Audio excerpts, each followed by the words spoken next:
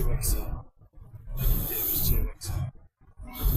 Kazinga men Chebeksadan dech.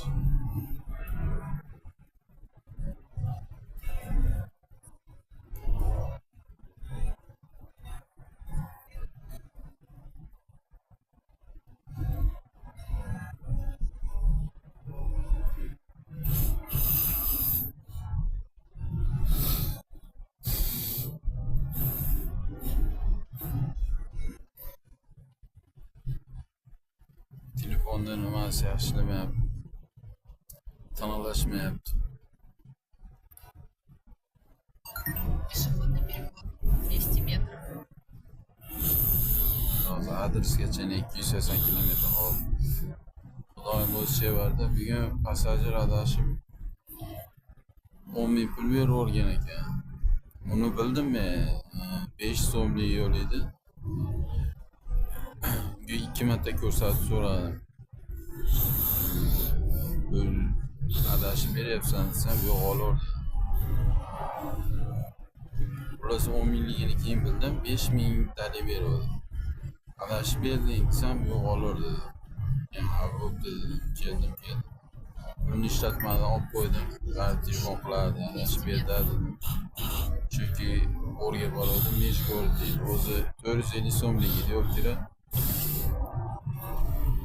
Xullas, Xudoyim chevarda baribir o'sha 10 ming dollarni qoplab mana shu Tanlipadacha tushdi. Zorisi bilan olib borib qo'ysam, keyin qaytaman.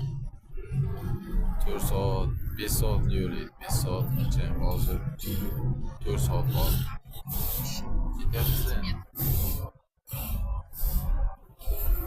Endi u bolaga aytdim, pulingni ertaga tushirib beraman dedim. Sababi bu pul naqd pul edi.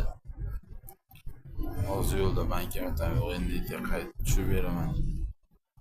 Lekin shaytonlar yomon disketega qilyapti o'zim. Berma deb. Endi u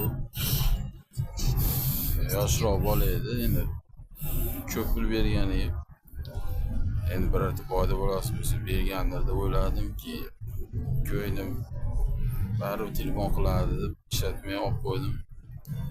Telefon qilishini kutdim, qildi telefon. Endi ertaga kattasi tushirib beraman. Hozir mana ketyapmiz. Nijinogordan Kazanga.